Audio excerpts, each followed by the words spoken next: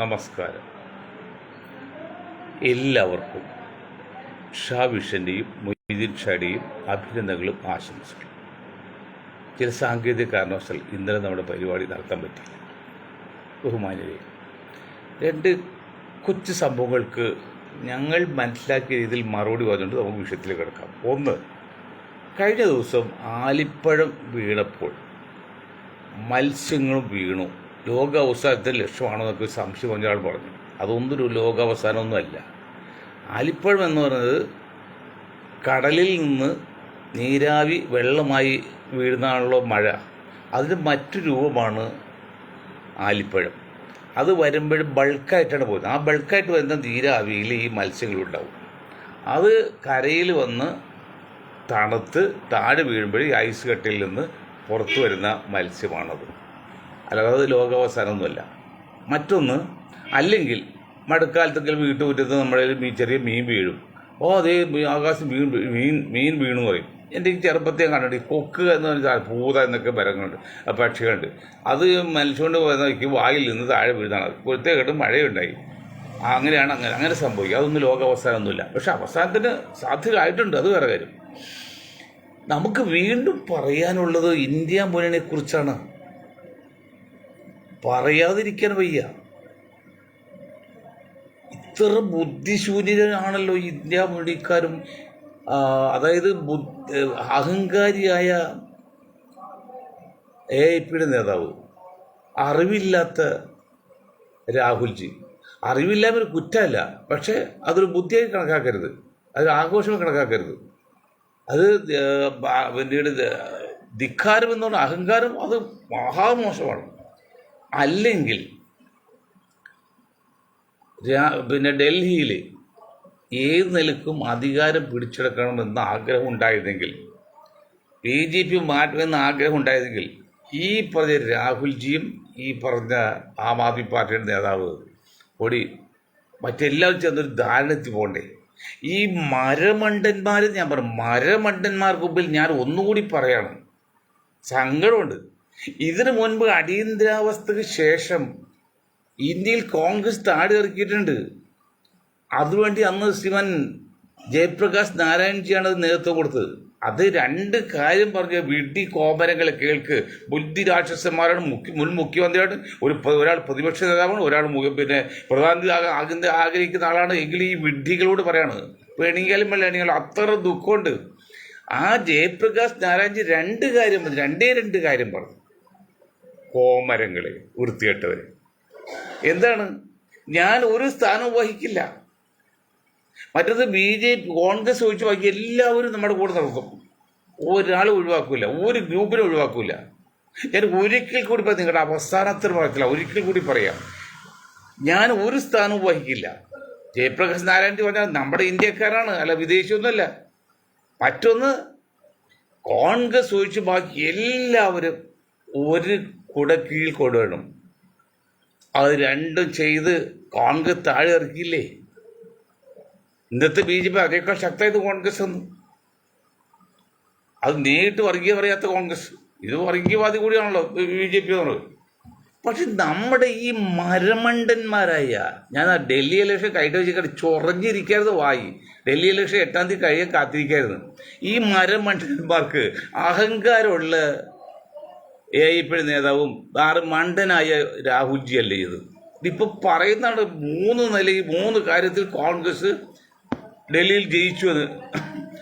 Case നടത്തിയപ്പോൾ പറഞ്ഞേ, case നമുക്ക് അനുകൂല, പക്ഷെ മൂത്താനാർ പറമ്പ് കൊണ്ടേന്ന് പറയുമ്പോലെ ഇനി എന്തെടോ രാഹുൽജി നിങ്ങളുടെ തന്ത്രമൊക്കെ. ഒരു കാര്യം ആലോചിക്ക്. ഞാൻ ജയശങ്കർജി പല കാര്യത്തിലും വിമർശിക്കാറുണ്ട്. ഇന്ന് അദ്ദേഹം പറഞ്ഞത് 100% ശരിയാണ്. എന്താണെന്നറിയോ? ഒരു മുന്നണി പ്രസ്ഥാനം ഇന്ത്യയെ സംബന്ധിച്ച് BJPയെ അല്ലെങ്കിൽ BJP സംഘപരിവാരം താഴെ ഇറക്കണമെങ്കിൽ ആ സംഘപരിവാരം വെച്ച് ബാക്കി എല്ലാ അണ്ടനും അടകോണിനും യോജിച്ച് നിന്നാൽ മാത്രമേ എന്തെങ്കിലും സാധ്യമുള്ളൂ, അല്ല ഒരു സാധ്യമില്ല. അങ്ങനെ നിൽക്കുമ്പോഴേ ആം ആദ്മി പാർട്ടി ചിലപ്പോൾ ക്ഷീണം പറ്റി, അഹങ്കാരം കൊണ്ടും ധിക്കാരം കൊണ്ടും ക്ഷീണം പറ്റി. ശരിയാണ്, മണ്ടനായതുകൊണ്ടില്ലേ. പക്ഷെ അവരിപ്പോൾ പഞ്ചാബിൽ 30 MLA വിടർത്തിക്കൊണ്ട് പുറത്ത് കൊണ്ടുവന്നിട്ട് ഈ കോൺഗ്രസ് എന്ത് ചെയ്യാൻ പോണു? നിങ്ങൾക്ക് എന്ത് ചെയ്യാൻ പറ്റും ഇവിടെ? 16 സീറ്റിൽ നിങ്ങൾക്കുള്ളൂ. 16 സീറ്റുള്ള നിങ്ങൾക്ക് ഭരിക്കാൻ പറ്റുമോ? 30 പേരെ കിട്ടി തന്നെ. ആ 30 പേര് അങ്ങനെ വന്ന് അവരെ സ്ഥാനം പോവില്ലേ? സ്ഥാനം കളയില്ലേ? സ്പീക്കർ അവരെ ആളാണല്ലോ, കളയില്ലേ? അപ്പോൾ അതുകൊണ്ട് കോൺഗ്രസ് എന്താ നേടുന്നത്? അപ്പം നമ്മൾ മനസ്സിലാക്കേണ്ട കാര്യം, ഒരു മുന്നണി സമ്പ്രദായത്തിൽ ഇന്ന് CP ജോൺ സാറിൻ്റെ എന്തോ പത്രസമ്മേളനം, ഞങ്ങൾ പത്രസമ്മേളനം കഴിഞ്ഞ ഉടനെ പുള്ളിയുടെ എന്താ പുള്ളി പറഞ്ഞത് വിഷയം എനിക്കറിയില്ല. എന്നാലും അദ്ദേഹം കേൾക്കാൻ വേണ്ടി പറഞ്ഞത്, അദ്ദേഹം കുറച്ച് ബോധമുള്ള ആളാണല്ലോ, അത് പേരെടുത്ത് പറയുന്നത്. ഈ പഞ്ചാബിൽ 30 MLA വന്നു വിചാരിക്കുക. 30 MLA 16 MLA അവർക്കുള്ളൂ, കോൺഗ്രസിനുള്ളൂ. ഈ 16, 30, 46 കൊണ്ട് ഭരിക്കാൻ പറ്റുമോ? അപ്പോൾ അവിടെ എന്താണ്, പ്രസിഡന്റ് ഭരണം കൊണ്ടുവരാൻ BJPക്ക് സാധ്യത കൊടുക്കണം. ഇനി ആം ആദ്മി പാർട്ടി കളിക്ക് തനി ഹിന്ദുത്വമാണ്. അതിനാണ് കോൺഗ്രസ് കളിക്കുന്നത്. അല്ലെങ്കിൽ നിങ്ങൾ ആലോചിച്ച് നോക്ക്, ഡൽഹിയിൽ 5-ാം തീയതി ഇലക്ഷൻ നടക്കുന്നു. 4-ാം തീയതി പേപ്പറിൽ വാർത്ത വന്ന് കർണാടകയിലെ ഒരു ബുദ്ധിശൂന്യം മന്ത്രി പറയാണ്, പശു കള്ളക്കെടുത്തെന്ന് സംശയിക്കുന്നവരെ തെരുവിൽ വെച്ചാൽ വെടിവെച്ചോളൂ എന്ന്. പശു കള്ളക്കടത്ത് എന്ന് സംശയിക്കുന്നത് തെരുവിൽ വെച്ച് വെടിവെച്ചു. അങ്ങനെ നിയമം ഇന്ത്യയിലുണ്ടോ? തെറ്റിയതെങ്കിൽ കോടതി വിചാരണ നടത്തണ്ടേ? അത് കേട്ടോടി, അല്ലെങ്കിൽ 2-3 സീറ്റ് ഡൽഹിയിൽ കിട്ടിയാൽ അത് കേട്ടോടി കുറച്ചുകൂടി വോട്ട് BJP കുറച്ച് ബാക്കി മുസ്ലിം വോട്ടുകൾ പറയും പോയി. അതാണ് ആ നേതാവിന് ഗുണം. ഈ നേതാവൊക്കെയാണോ മതേതരം എന്ന് പറഞ്ഞത്? എടോ രാഹുലേ, ചോദിക്കുക, CP ജോണെ ചോദിക്കുക, നിങ്ങൾക്ക് ബുദ്ധിയുണ്ട് ചോദിക്കുക. ഈ മന്ത്രിയാണോ ഇനി, ഈ മന്ത്രിയുടെ വെച്ചാണോ ഇന്ത്യ ഭരിക്കാൻ പോകുന്നത്? ഈ മണ്ടൻ കോൺഗ്രസും ഈ കത്തോലിക്ക കോൺഗ്രസും ഈ സോഡിയ കോൺഗ്രസും കൊണ്ട് ഇന്ത്യ ഭരിക്കാൻ പറ്റുമോ? കത്തോലിക്ക കോൺഗ്രസ് ഞാൻ പറയുന്നത് പറയുക അങ്ങനെ തന്നെ, അല്ലെങ്കിൽ ബുദ്ധിമോശം കാണിക്കരുത്. എങ്ങനെയെങ്കിലും BJP അധികാരത്തിൽ മാറ്റി നിർത്താൻ ആം ആദ്മി പാർട്ടിയായിട്ട് കോൺഗ്രസ്സായിട്ട് മാത്രമല്ല എല്ലാ പ്രതിപക്ഷ പാർട്ടികളായിട്ട് ചേർന്ന് അല്ലെങ്കിൽ വിട്ടുവെച്ചത് മുന്നോട്ട് പോകണ്ടേ? ഹരിയാന കളഞ്ഞ്, മഹാരാഷ്ട്ര കളഞ്ഞ്, മധ്യപ്രദേശ് കളഞ്ഞ്, രാജസ്ഥാൻ കളഞ്ഞ്, പഞ്ചാബ് കളഞ്ഞ്, ഗോവ കളഞ്ഞു, കേരളത്തിലില്ല. പിന്നെ എവിടെയാണ് ഈ വായി നോക്കികൾക്ക് ഇനി ഉള്ളത്? വായി നോക്കി ഇതൊക്കെ പറയണേ, അല്ലാതെ മര്യാദ പറയാനല്ല ഒരു അർത്ഥവും കാണുന്നില്ല. കാരണം ഇനി ഏത് നിലക്ക് നിങ്ങൾ പിടിച്ചു നിൽക്കുന്ന കോൺഗ്രസ്, ഇന്ത്യൻ നാഷണൽ കോൺഗ്രസ് എന്ന പേര് പറയുന്ന ഈ കത്തോലിക്ക കോൺഗ്രസ് ഇനി ആരെ മുന്നിൽ നിർത്തി കളിച്ചാണ് അധികാരം പിടിക്കാൻ പോകുന്നത്? അപ്പം അവർക്ക് എന്താണ്, രാഹുൽ പ്രധാനമന്ത്രി കാലം വരെ ഇങ്ങനെ ഉരുട്ടിക്കൊണ്ടിരിക്കും. അതുവരെ BJP ഗോതം ഭരിച്ചോട്ടെ. രാഹുൽ പ്രധാനമന്ത്രി ഘട്ടം വരുമ്പോൾ അപ്പോൾ ഓക്കെ നടക്കുക പോലെ. അത് ഈ ചുറ്റുപാടിൽ എങ്ങനെ നിങ്ങൾ 272 സീറ്റ് എങ്ങനെ സംഘടിപ്പിക്കും? 541 സീറ്റുള്ള ഇന്ത്യൻ പാർലമെന്റ്. ഞാൻ വീണ്ടും പറയാണ്, ഈ കോൺഗ്രസിന്റെ കാലിന്റെ അടിയിൽ വന്ന് മത്സരം ജയിച്ചാണ് രാഹുൽ പ്രിയങ്കയും. എന്നിട്ട് വലിയ പൊങ്ങച്ച കാണിക്കുന്നത് 4 ലക്ഷം വോട്ടേക്ക്. ഞങ്ങൾക്ക് 541 സീറ്റിൽ നിങ്ങൾക്ക് മത്സരിക്കാൻ ധൈര്യമില്ലെന്നല്ല പറഞ്ഞത്. ഏറ്റവും വലിയ തെളിവല്ലേ? അത് നിങ്ങൾ എങ്ങനെ ഇന്ത്യ മുന്നണിക്ക് നയിച്ച് ഇനിയിപ്പോൾ ബീഹാർ ഇലക്ഷൻ വേണം, അവിടെ നിങ്ങൾ കളയും. കഴിഞ്ഞ അസംബ്ലി ഇലക്ഷനിൽ ബീഹാറിൽ നിങ്ങൾ 100 സീറ്റ് ചോദിച്ച്, ഇവിടെ 15 ലിറ്റർ കൊള്ളുന്ന ഒരു പാത്രത്തിലേക്ക് 100 ലിറ്റർ വെള്ളം വന്ന് നമുക്ക് എവിടെ ഇട്ട് കോണത്തിലിട്ട് പിടിക്കുമോ?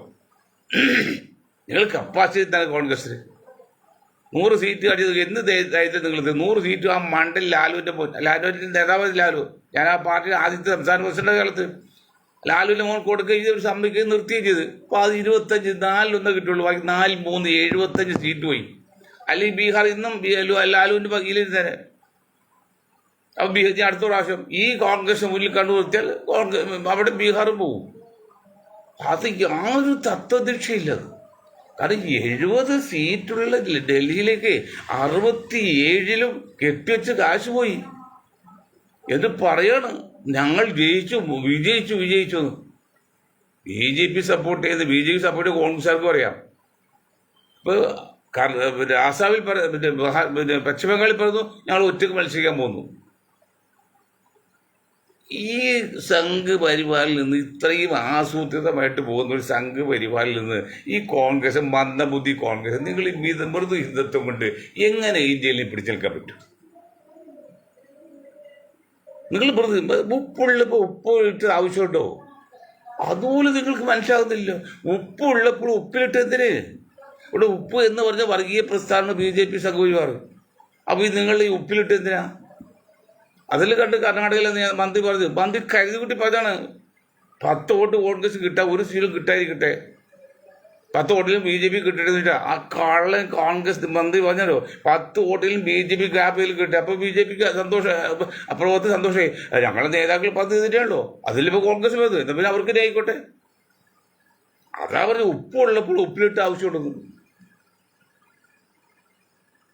എന്ത് അടിസ്ഥാനത്തിൽ എന്ത് കണ്ടുകൊണ്ടാണ് നിങ്ങൾ ഈ കത്തോലിക്ക കോൺഗ്രസ് ഇന്ത്യയിൽ ഭരണം പിടിച്ചെടുക്കാവുന്നത്?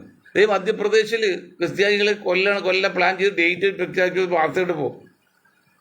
ക്രിസ്ത്യൻ കാശൊക്കെ മനസ്സിലാക്ക്. മധ്യപ്രദേശ് മറ്റൊരു മണിപ്പൂരാകാൻ പോകുന്നു.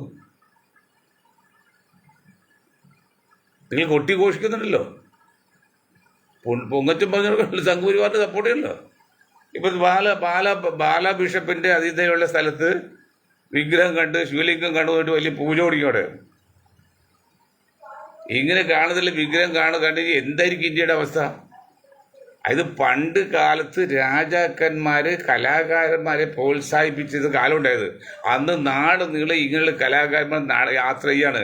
കാണുന്ന കല്ലിലെല്ലാം വിഗ്രഹം കൊത്തി അവിടെ ഇട്ടു, അത് മണ്ടടി പോവും. അവർ വിഗ്രഹമാണ് കൊത്തത്, അല്ലാതെ വേറെ ഇതില്ല. ആ വിഗ്രഹം മണ്ടടി കാലാന്തരത്തിൽ മണ്ടടി പോവും. അതുപോലെ പണ്ട് ഗ്രാമങ്ങളിൽ കേരളത്തിൽ പോലും ഒരു സ്ഥലത്തിന് പല കിണർ കാണാം. എന്താ കാരണം? അന്ന് ആൾക്കാർ ഇങ്ങനെ യാത്ര പോവാണ് കൃഷിക്ക്.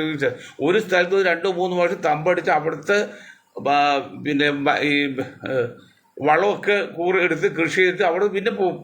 ആ ചെല്ലുന്നിടത്ത് അവർ കിണർ കാത്തു. പണ്ട് പഴഞ്ചൊല്ലുണ്ട്, കിണർ താഴ്ത്തുന്ന അത്ര 6 അടി 7 അടി പൊക്കമുള്ള ആൾക്കാരാണ്. അവർ കമ്പെടുത്താണ് കിണർ താഴ്ത്തി കൊടുത്തത്. മരത്തിന്റെ കൊമ്പ് വലിച്ച് ആന ഓടിച്ചിട്ട് അപ്പോൾ ഒരു പോയിന്റ്, ആ പോയിന്റ് കുത്തി, അത്ര ശക്തിയുള്ള ആൾക്കാരായിരുന്നു. 500-1000 വർഷം പ്രായമുള്ളവരുണ്ടായത്. ഒറ്റാൾക്കും അത് ആദമിന്റെ കാലാപാതനം. ആദമിന് 1000 വർഷം ആയുസായിരുന്നു. അത് കുറഞ്ഞാണ് ഇപ്പോൾ 67-70 നിൽക്കുന്നത്.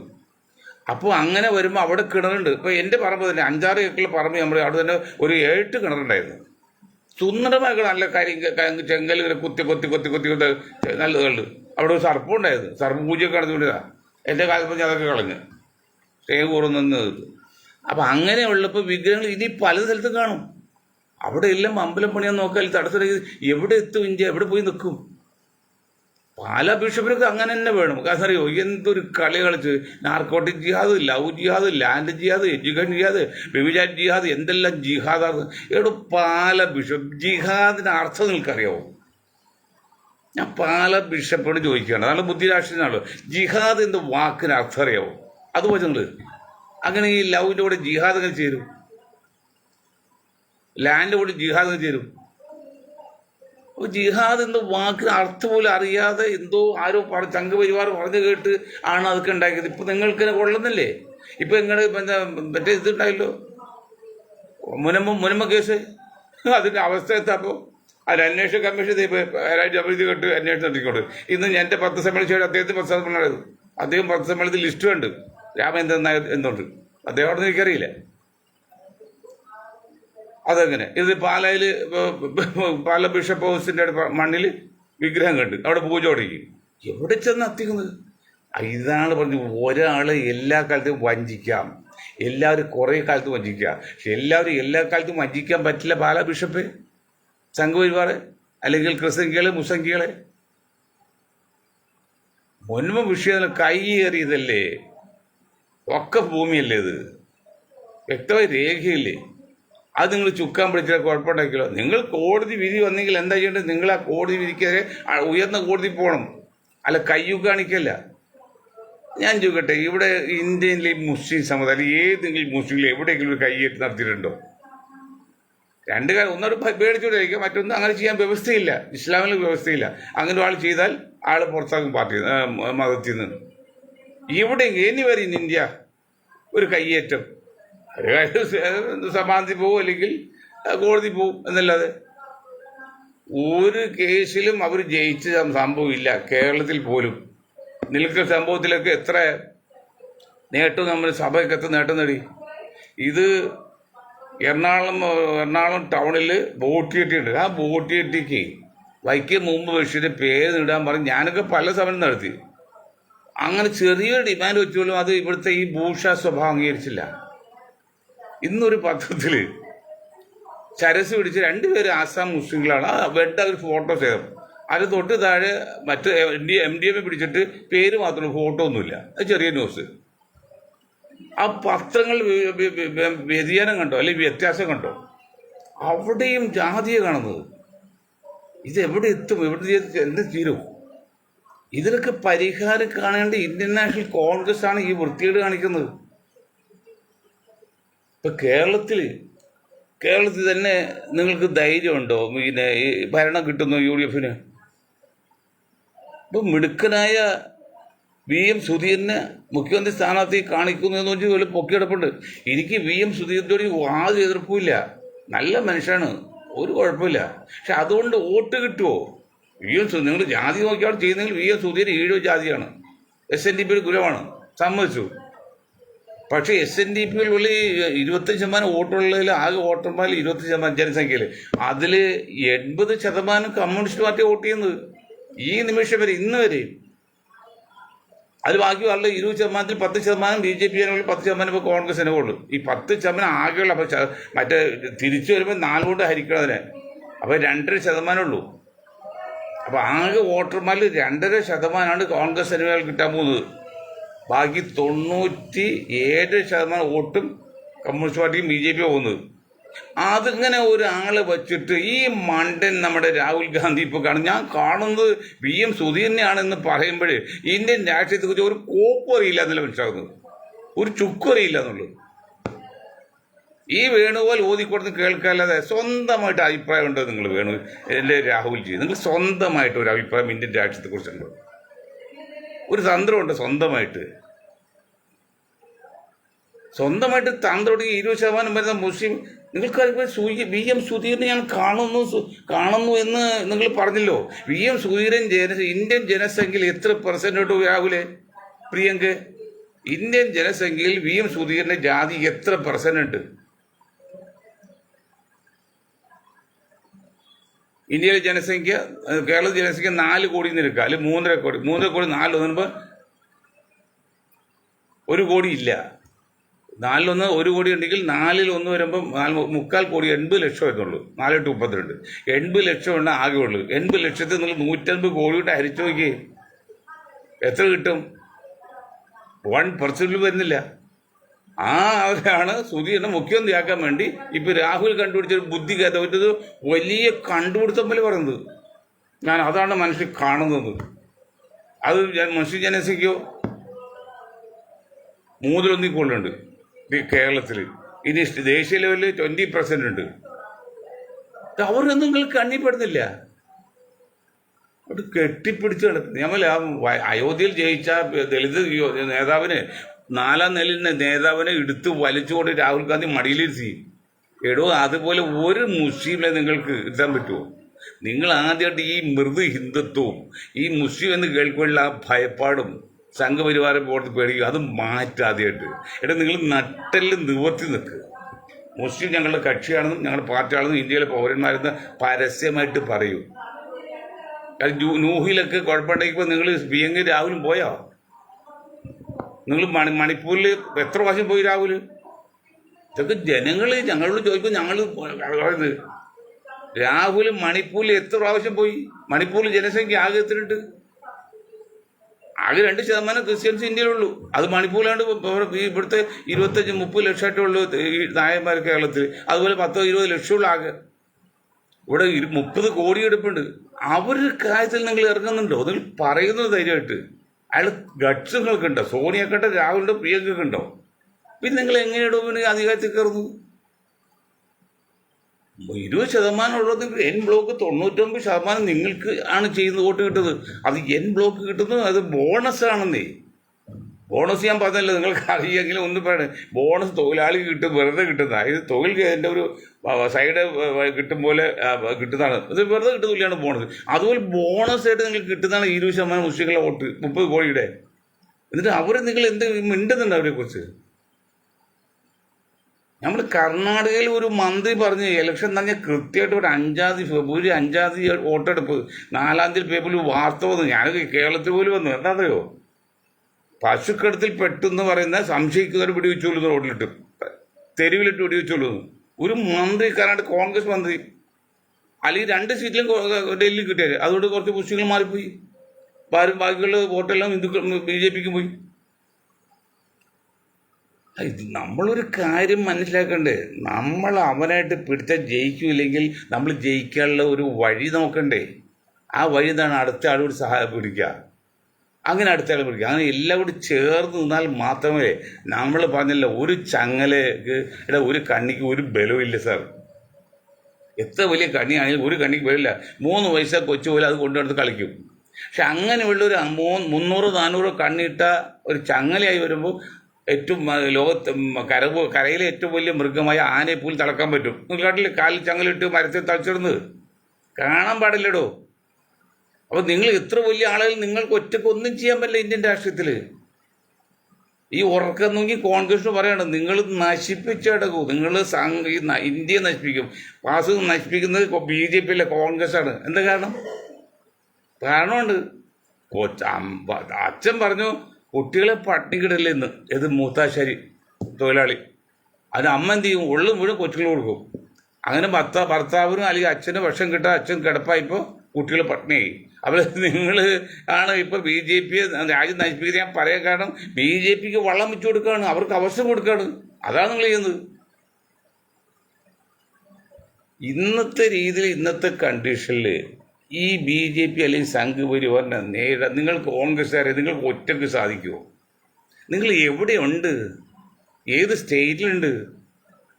എന്താ നിങ്ങളുടെ കപ്പാസിറ്റി? ലാലുവിൻ്റെ മോനും മണ്ടനായതുകൊണ്ട് നിങ്ങൾ 100 സീറ്റ് ചോദിച്ചു തന്നു. ലാലു അവർക്കൊന്നും അറിയില്ല. ലാലുവൊക്കെ അച്ഛൻ്റെ കെയർ ഓഫിൽ വന്നല്ലാതെ ഒരു രാഷ്ട്രീയ പാരമ്പര്യമുണ്ടോ? രാഷ്ട്രീയ പാരമ്പര്യമുണ്ടെങ്കിൽ രാഷ്ട്രീയ പാരമ്പര്യമോ ഒരു രാഷ്ട്രമീമാംസനോ ആരെങ്കിലും ബീഹാറിലുണ്ടായിരുന്നെങ്കിൽ കോൺഗ്രസ് 100 സീറ്റ് കൊടുക്കൂല. ചോദിച്ചു പറഞ്ഞ് മനസ്സിലാക്കും. സാർ 100-200 നിങ്ങൾക്ക് തരാം, പക്ഷെ ജയിക്കാൻ കപ്പാസിറ്റി എന്നറിയാവോ? പകുതി നിങ്ങൾ ജയിച്ചെടുക്കണം. അപ്പോൾ ഒരു 50-60 സീറ്റ് കൊടുക്കുകയാണെങ്കിൽ ഒരു 10-30 സീറ്റ് കിട്ടിയിട്ട് ബാക്കി 40 സീറ്റോട് ലാലുവിൻ്റെ കിട്ടും. അപ്പോൾ എന്ത് ചെയ്യും? ലാലു ഭരിക്കായിരുന്നു. ഇതൊക്കെ പോട്ടെ, ആ ലാലു നിതീഷ് കുമാർ എൻ്റെ നേതാവാണ് പറഞ്ഞത്. ആ നിതീഷ് കുമാർ പാർട്ടി ചാണ്ടായത്. നിതീഷ് കുമാർ ഇന്ത്യ മുന്നണിയിൽ വന്നില്ല, മറ്റെല്ലാം ഉപേക്ഷിച്ച് നിങ്ങൾ നിലം തുടിച്ചോ? അപ്പോൾ എന്താണ്? ഒരു ഉണക്കക്കാരൻ എന്താണ് ഒരു ദളിത് വെച്ചൊരു ഗൂർഗെ തന്നെ നിൽക്കാൻ പറ്റില്ല. കോടികളുണ്ടായത്, 1000 കോടി സമ്പാദിച്ചതുകൊണ്ട്. എന്നാൽ BJP പറഞ്ഞു എനിക്കറിയില്ല. അതിൽ പ്രസിഡൻ്റാക്കി. ആ നിതീഷാണ് കൺവീനാക്കി മുന്നോട്ട് പോയതെങ്കിൽ ഇന്ന് ഭരിക്കാൻ ഇന്ത്യ ഭരിക്കായിരുന്നു. BJP അല്ലായിരുന്നു. അത്ര കണ്ട് BJP മുന്നണിക്ക് BJP ജനങ്ങളെതിരാണ്. അതൊന്നും യൂട്ടിലൈസ് ചെയ്യാൻ, അതൊന്നും ഉപയോഗപ്പെടുത്താൻ നിങ്ങൾ സാധിക്കുന്നില്ലെന്നേ. അതായി പറഞ്ഞത്. സാധിക്കുമെങ്കിൽ, ദീർഘവീക്ഷ ഉണ്ടായിരുന്നെങ്കിൽ VM സുധീരനെ കേരളത്തിൽ മുഖ്യമന്ത്രിയാക്കി സ്ഥാനാർത്ഥിയാക്കി കാണുമോ എൻ്റെ പൊന്ന് രാഹുൽജി? അതപ്പോൾ നിങ്ങൾക്ക് ഇന്ത്യൻ രാഷ്ട്രീയത്തെക്കുറിച്ച് ചുക്കും അറിയില്ല. ഇപ്പം അടൂർ പ്രകാശ് KPC പ്രസിഡന്റാക്കി വരുന്നുണ്ട്. അടൂർ പ്രകാശ് പ്രസിഡന്റായിട്ട് കുഴപ്പമൊന്നുമില്ല. അടൂർ പ്രകാശ് നിങ്ങളുടെ സമുദായം, ഈഴവ സമുദായത്തിൽ എത്ര വോട്ട് നിങ്ങൾക്ക് കിട്ടുന്നുണ്ട്? ഇത്ര കൊല്ലം നിങ്ങൾ അന്നലെ മുഖ്യമന്ത്രി ചോദിച്ച ബാക്കി എല്ലാ പോസ്റ്റ് ഉണ്ടായില്ലേ? എല്ലാ അധികാരം കിട്ടിയില്ലേ? ഇന്ന് ഈ ഈഴവ വിഭാഗത്തിൽ എത്ര പേര് നിങ്ങളുടെ കൂടെ ഉണ്ട്, അല്ലെങ്കിൽ നിങ്ങളുടെ കോൺഗ്രസിലുണ്ട്? നിങ്ങൾ KPC പ്രസിഡന്റായി ആഗ്രഹിക്കുന്നുണ്ടല്ലോ. അപ്പോൾ നിങ്ങൾക്ക് രാജ്യം പോകാൻ പാടില്ല. ഞങ്ങൾക്ക് അധികാരം വേണം, ഞങ്ങൾക്ക് പവർ വേണം, പേര് വേണം, പെരുമാണം. നാടൊന്നും വിഷയമല്ല. അതല്ലേ അടൂർ പ്രകാശ്? ഞാൻ ഒരു സ്വത്തായി ചോദിക്കട്ടെ. അടൂർ പ്രകാശ് ഞാൻ നേരിട്ട് കണ്ടിട്ടില്ല, എന്നാൽ കേൾക്കാൻ നല്ല മനുഷ്യനാണ്. അടൂർ പ്രകാശും ഉമ്മൻചാണ്ടിയും ട്രിവാൻഡ്രത്ത് വിജയകുമാർക്കിടില്ലേ? നിങ്ങൾ 3 അവിടെ കടുംപെട്ട് വെട്ടി കഴിഞ്ഞ മുമ്പിലത്തെ മന്ത്രിസഭ താഴെ ഇറക്കി, മന്ത്രിസഭ കളഞ്ഞ്. അല്ലെങ്കിൽ ഉമ്മൻചാണ്ടിൻ്റെ മന്ത്രിസഭ എന്തായിരുന്നു കുഴപ്പം? ഇബ്രാഹിം കുഞ്ഞ് പാലക്കേശ്വരം, അത് ഇബ്രാഹിം കുഞ്ഞൊന്നല്ല, അതൊക്കെ തൃശ്ശൂർ കളമശ്ശേരി കിട്ടാൻ വേണ്ടി ചെയ്ത് തട്ടിപ്പ്. അത് മനസ്സിലാക്കാൻ ലീഗിൽ സാധിച്ചില്ല. അത് മറ്റു ചില കാരണങ്ങൾ ഞാൻ പല വർഷം പറയുന്നില്ല. ആ ഭരണത്തിൽ എന്തായിരുന്നു കുഴപ്പം ഉമ്മൻചാണ്ടി ഭരണത്ത്? അപ്പോൾ ഇത് ഉമ്മൻചാണ്ടി എന്താ ചോദിച്ചറിയോ? ഭൂരിപക്ഷം കിട്ടി കഴിഞ്ഞാൽ VM സുധീരനോ അല്ലെങ്കിൽ രമേശോ മുഖ്യമന്ത്രിയാവും. ഞാൻ സരിത കേസായിട്ട് കോടതി കയറി ഇറക്കും. അത് നടക്കുമോ? കരുണാകരനെ പോലും വെല്ലാൻ ബുദ്ധിയല്ല, ഒരു കുബുദ്ധിയുള്ള ഉമ്മൻചാണ്ടി സംഭവിക്കുമോ? അങ്ങനെ പുള്ളി 800 കടുംപെട്ട് വെട്ടി ആ ഇലക്ഷൻ പ്രഖ്യാപിച്ച ശേഷം ഇതൊന്നും ഒരു കോൺഗ്രസ് മിണ്ടുന്നുണ്ടോ, പറയുന്നുണ്ടോ? ഏറ്റവും അടൂർ പ്രകാശ് എന്നാൽ പിന്നെ നിങ്ങൾ ജാതി ഒന്നും പറയരുത്. ജാതി നമുക്ക് വിഷയമല്ല, നമ്മൾ മനുഷ്യരെ കണ്ടാൽ മതി. ഓക്കെ, എന്നിട്ട് ഏത് കോന്നയിലാക്കിക്കോ. ഇത് ജാതി പറയുകയും ചെയ്യും, പിന്നെ കോന്തല വെച്ചാൽ ഇപ്പം കണ്ടില്ല മുല്ലപ്പള്ളി വന്നിരിക്കേ. പിന്നെ അതുകൂടാതെ ശേഷം മറ്റേ വയലാർ രവിയുടെ പോട്ടെ പിന്നെ നമ്മുടെ VM സുധീരൻ വന്ന് ഇപ്പം മറ്റേ പ്രസിഡന്റ് ഇതൊക്കെ ഇപ്പോഴത്തെ പ്രസിഡന്റ് ഉണ്ട്. എന്നിട്ട് എന്ത് നേടി കോൺഗ്രസ്? ആ ഈഴവ സമുദായത്തിൽ എത്ര വോട്ട് കിട്ടുന്നുണ്ട്? വർഷത്തിൽ ഒരു സമയത്ത് അവർ അങ്ങോട്ട് പോയി തെന്നിപ്പോയി ഇടപക്ഷത്തിൽ പോയി. ഓക്കെ, പക്ഷെ അവർ തിരിച്ചുകൊണ്ടുള്ള കഴിവുണ്ട്. ആ സമുദായത്തിൽ നിന്ന് ആളില്ലാതെ നിങ്ങൾ മറ്റു സമുദായത്തിൽ ഈ കാക്കമാർ വോട്ട് കണ്ടുകൊണ്ട് അടൂർ പ്രകാശും VM സുധീരനും തട്ട് തുടി വെക്കിയിട്ട് ഒരു കാര്യമില്ല. അത് സമ്മതിക്കില്ല. അവർക്ക് ജനസംഖ്യക്ക് ആനുപാതികമായ സ്ഥാനമാനങ്ങൾ കൊടുത്താൽ മാത്രമേ UDF വോട്ട് ചെയ്യുള്ളൂ. അല്ലെങ്കിൽ BJP ഈ സമുദായം സമ്മതിക്കില്ല. ഇനി നിങ്ങളുടെ ലീഗാരെ കൊണ്ട് നേടിയെടുക്കാൻ നിങ്ങൾക്ക് ധൈര്യം ഉണ്ടെങ്കിൽ ഓക്കെ, അയക്കോ, കുഴപ്പമില്ല. ലീഗാരെ കൊണ്ട് സാധിക്കില്ല. അതാണ് കഴിഞ്ഞ 65 സീറ്റുണ്ട് പാലക്കാട് മുതൽ കാസർഗോഡ് വരെ. അവിടെ എല്ലാം അധികം മുസ്ലിങ്ങളും ഉണ്ട്. എന്നിട്ട് എന്തിനാ സീറ്റ് കിട്ടാത്ത കോൺഗ്രസ് സീറ്റ് കിട്ടാത്ത എത്ര സീറ്റ് ജില്ലയുണ്ട് കേരളത്തിൽ? ഞാൻ ഒരു കാര്യം ചോദിക്കട്ടെ, 21 സീറ്റ് ഇപ്പോൾ കോൺഗ്രസിനുണ്ട്, 16 സീറ്റുണ്ട്, 14 ലക്ഷം. പിന്നെ മുസ്ലിം ലീഗിന് 22 ഉണ്ട്, 9 സീറ്റ് കേരള കോൺഗ്രസ് കിട്ടുകയായിരിക്കുക. അപ്പോൾ 31 21 അപ്പോഴും 72 ആകുന്നില്ലല്ലോ സാർ. പിന്നെ നിങ്ങൾ എങ്ങനെയും മുഖ്യമന്ത്രി ആകാൻ നോക്കുന്നത്? അപ്പോഴും ഇനിയും നിങ്ങൾ ഓടേണ്ടി വരുന്നു. ഓടിയേക്കാൾ കൂടുതൽ ദൂരം ഓടണം, എങ്കിലേ 71 സീറ്റ് കിട്ടുള്ളൂ. ഓടിയേക്കാൾ കൂടുതൽ ഇനി ഓടേണ്ടി വരുന്നു. അത് നിങ്ങൾ ചെയ്യുന്നുണ്ടോ? ബൂത്ത് അടിസ്ഥാനം നിങ്ങൾ ചെയ്യുന്നുണ്ടോ? ഇപ്പം എന്താണ് കർണാടകയിൽ 60 മഹാരാഷ്ട്രയിൽ 70 ലക്ഷം വോട്ട് കൂടുതലുണ്ടായി. ഇപ്പം പിന്നെ ഡൽഹിയിൽ ഖുറാനയുടെ വീട്ടായിട്ട് 30 വോട്ട്, 3 വോട്ടിൽ വീട്ടിൽ 30 വോട്ട്, മറ്റു സ്ഥലങ്ങളിൽ 39 ലക്ഷം വോട്ടായിട്ട് കൂടുതൽ ഡൽഹിയിൽ. നിങ്ങൾ എവിടെ വായി നോക്കിയിരുന്നു? അതാ പറഞ്ഞ ഗ്രാസ് റൂട്ട് അടിസ്ഥാന താഴെ തട്ടി തന്നെ ആള് വേണം, ഗ്രൂപ്പ് വേണം, യൂണിറ്റ് പ്രവർത്തിക്കണം. എന്നിട്ട് ആ യൂണിറ്റിൽ ഏത് വോട്ട് ചേർന്നു, ഏത് വോട്ട് പോയി, ഇനി അത് ചേർക്കാണ്ട് എന്നൊക്കെ പറയുക യൂണിറ്റ് ആൾ വേണം. ഞാൻ ഒരു കാര്യം പറഞ്ഞ് നിർത്താം. കോൺഗ്രസ് മണ്ടന്മാരായിട്ട് പറയാണ്, വിജയിക്കണമെന്നുണ്ടെങ്കിൽ അന്ന് ജയപ്രകാശ് നാരായണജി പറഞ്ഞ പോലെ BJP ഒഴിച്ചുള്ള എല്ലാവരും കൂടെ നിർത്താം. എന്നിട്ട് വോട്ടേഴ്സ് ലിസ്റ്റ് പരമാവധി പേര് ചേർക്കാം. ഒരു വോട്ടേഴ്സ് ലിസ്റ്റിൽ ഒരാൾ മാറിയെങ്കിൽ ആര് എങ്ങനെ, വേറെ ആൾ ചേർന്നെങ്കിൽ ആര് എങ്ങനെ, അത് മനസ്സിലാക്കണം. എന്നിട്ട് പരമാവധി കൊണ്ട് വോട്ട് ചെയ്യിക്കണം. വോട്ട് എണ്ണി ഫലം പ്രഖ്യാപിക്കുന്നവരെയും അതിന് പുറകിലുണ്ടാകണം. ഇത് കുറേയൊക്കെ അഖിലേഷ് യാദവ് മനസ്സിലായിട്ട് കോൺഗ്രസ് സോണിയാഗാന്ധി രാഹുൽ ഗാന്ധി ബ്രേക്ക് ഒരു ആൾക്കൂട്ടാണ് സിനിമാടന്മാർ. ഇപ്പം നമ്മുടെ ഹണി റോസ് എത്ര ആൾക്ക് കൂടുന്നുണ്ട്? അല്ല വോട്ടാണോ? അവർ പ്രിയങ്ക വരുമ്പോൾ ആൾ കൂടും, രാഹുൽ വരുമ്പോൾ ആൾ കൂടും. അത് നിങ്ങൾ കാണാനൊക്കെ ആയിട്ട് അത് വോട്ടാവില്ല. വോട്ടാകണമെങ്കിൽ എന്ത് ചെയ്യണം? വോട്ടേഴ്സ് ലിസ്റ്റിൽ പേര് വേണം.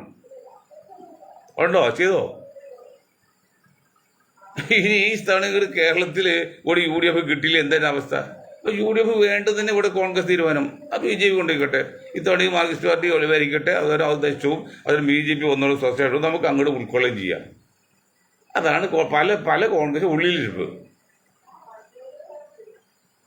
ഓരോ സ്ഥാനമാനങ്ങൾ പങ്കാണ്. മുഖ്യമന്ത്രി ഇത്, മറ്റേ MLA ഇത്, അത് ഇവിടെ വോട്ട് കിട്ടുന്ന എവിടുന്നാ? അപ്പോൾ നമ്മുടെ ഇതിൽ ഇദ്ദേഹം ട്രിവാൻഡ്രം സീറ്റ് വച്ച് മാറാൻ പോകുന്നുണ്ട്. CP ജോൺ ഒരു കുഴപ്പം, നല്ല കാര്യം. അദ്ദേഹത്തെ എനിക്ക് ഒരു പരാതിയില്ല. കാരണം സാമാന്യം മനുഷ്യത്വമുള്ള ഒരു മര്യാദയുള്ള രാഷ്ട്രീയക്കാരാണ്, പക്ക രാഷ്ട്രീയക്കാരല്ല. പുള്ളി മനുഷ്യത്വമുള്ള ആളാണ്. ഇപ്പം ഞാൻ ഇന്ന് പത്രസമ്മേളനം നടത്തി പോകുന്ന വഴി അപ്പോൾ സർവ്വസയും മൊയ്തീൻ ഷാ ഇട്ടപ്പോൾ ഒരാൾ ചോദിച്ചു, ഇവിടെ സർവ്വശ്രീ സർവ്വശ്രീയാകാൻ പറ്റുമോ? ഇവിടെ ഒന്നും മാറി വെക്കണോ? നിങ്ങൾ ഉദ്ദേശിച്ച രാഷ്ട്രീയമല്ല ഞങ്ങൾ മനുഷ്യയാക്കണത് രാഷ്ട്രീയമാണ്. അല്ലാതെ ഞങ്ങളുടെ പാർട്ടിയായിട്ട് പോലും മറ്റു പാർട്ടിക്കാരെ കാണാൻ പാടില്ല എന്നുള്ള വിജ്ഞാനം അതൊക്കെ നിങ്ങൾക്ക് എന്ന് പറഞ്ഞതുപോലെ CP ജോൺ സാറ് പക്ക രാഷ്ട്രീയക്കാരല്ല, ഒരു മനുഷ്യത്വമുള്ള ആളാണ്, കുഴപ്പക്കാരനല്ല, കുറച്ച് കാര്യങ്ങളും അറിയാം. പക്ഷെ ഇപ്പോൾ ട്രിവാൻഡ്രത്താണ് പുള്ളി ശ്രമിക്കുന്നത്. ആയിക്കോട്ടെ, നല്ല കാര്യം, അതിൽ തെറ്റൊന്നുമില്ല. അദ്ദേഹമൊക്കെ അസംബ്ലിയിൽ വേണമെന്ന് നമ്മൾ പറയുന്നത്. ജാതി മതമൊന്നും നോക്കണ്ട. ഓക്കെ, അപ്പോൾ അതുകൊണ്ട് അത് ചെയ്യണം, എങ്കിൽ മാത്രമേ രക്ഷയുള്ളൂ. ഇത്രയും കാര്യം പറഞ്ഞുകൊണ്ട് ഞാൻ എൻ്റെ വാക്കിൽ നിർത്താൻ നിങ്ങൾക്ക് ഒരായി നന്ദി ചെയ്യുന്നു.